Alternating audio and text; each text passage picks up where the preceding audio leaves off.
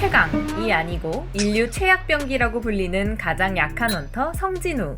그는 다른 헌터들이 손쉽게 클리어하는 하급 던전조차 매번 목숨을 걸 정도로 약했습니다.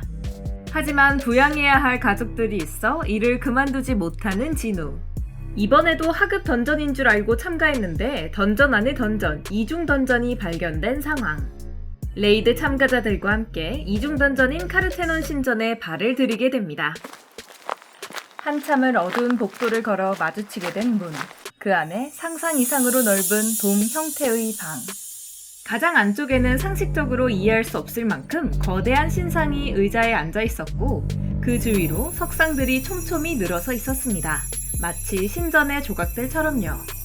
이 카르테논 신전에는 규율이 있습니다. 첫째, 신께 경배하라. 둘째, 신께 찬양하라. 셋째, 신앙심을 증명하라. 신전의 문이 저절로 닫히고 왠지 신상은 진우 일행을 쳐다보는 것만 같습니다. 포기하고 나가겠다며 문을 향해 가는 한 남자. 순간 남자의 머리가 날아갔습니다. 석상이 움직여 머리를 박살낸 겁니다. 그러자 신상의 두 눈이 붉어지며 사람들을 공격하기 시작합니다. 공격 직전 몸을 숙여 죽음을 피한 진우.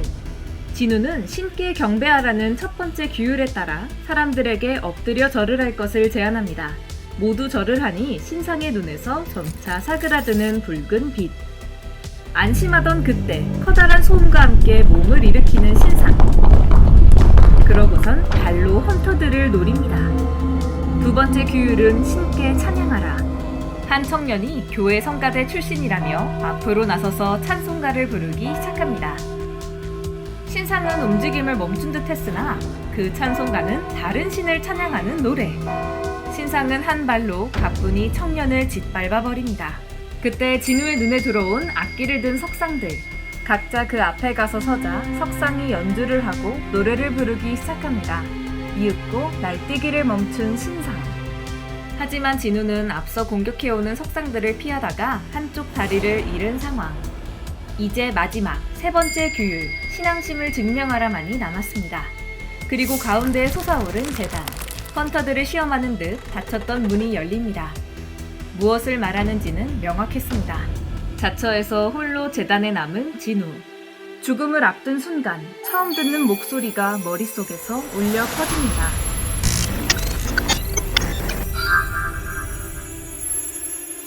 될 대로 되라는 심정으로 수락하는 진우. 의식을 잃으며 들려오는 목소리. 홀로 플레이어로 각성해 최강병기가 된 최악병기. 그의 고독한 여정이 시작됩니다. 추공 작가의 나 혼자만 레벨업은 2016년 문피아에서 연재를 시작하여 같은 해 7월 파피루스 라벨을 달고 카카오 페이지 독점 연재를 시작했습니다.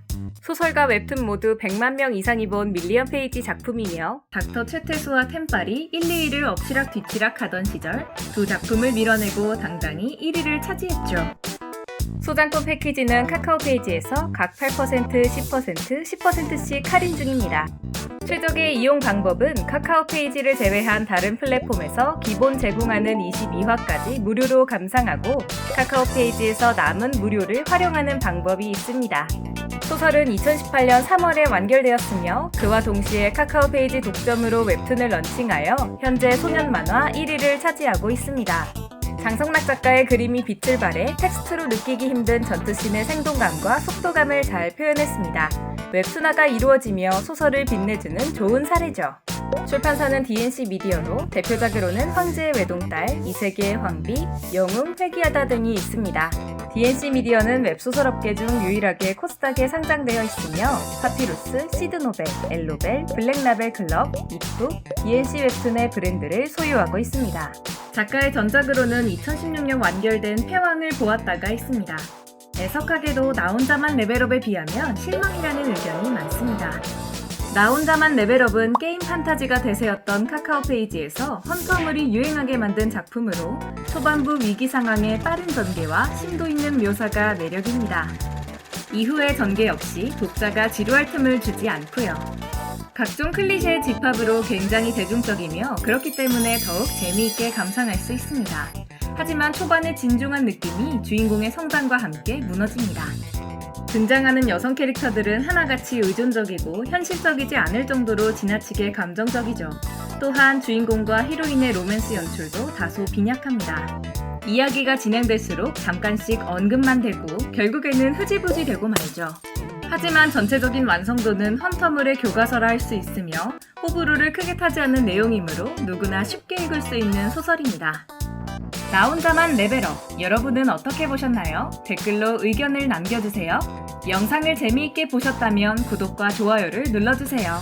지금까지 채널 237이었습니다. 감사합니다.